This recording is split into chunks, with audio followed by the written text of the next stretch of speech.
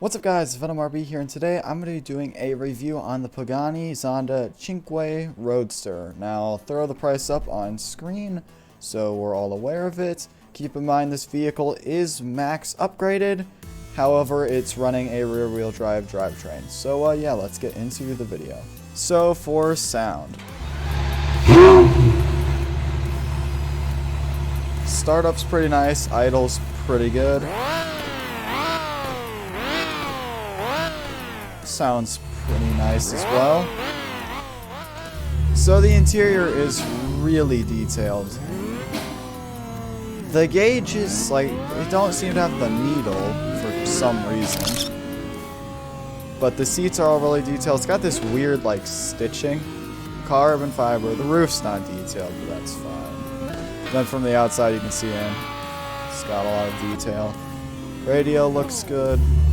The interior detail is just like 10 of 10 basically. Looks really nice, especially compared to the older version of this car before it was remeshed. Now for an acceleration test, top speed test, and stability test.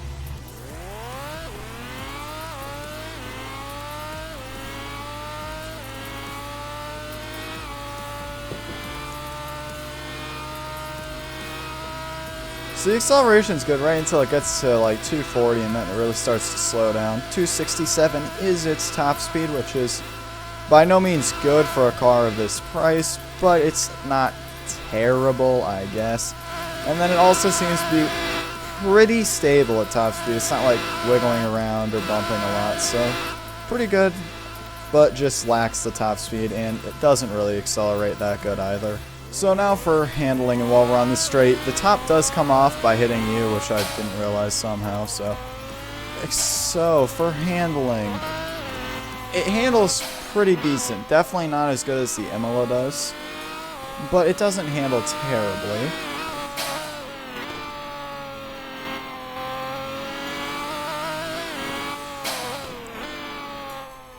Seems like it'd be a pretty decent circuit car if it just had a bit better of acceleration. Otherwise, it's definitely good for handling.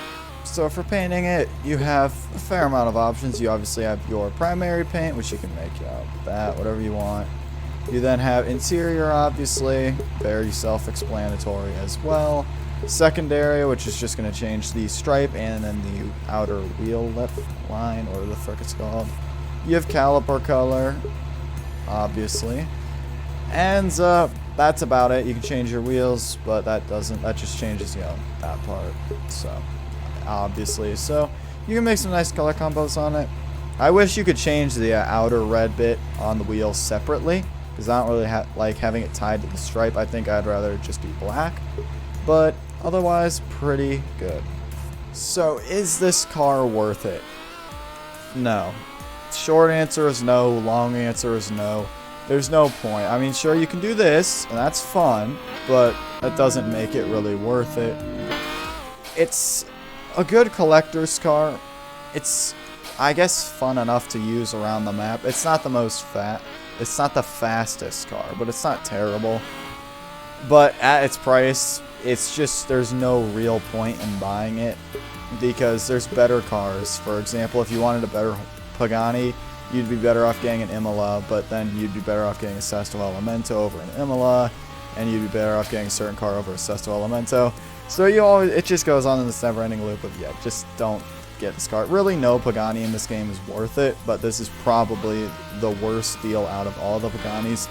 If you have to get a Pagani, just get the cheap $800,000 one or whatever. But yeah, that's gonna do it for this video. Thank you all for watching, and I will see you all in the next one. I'm out.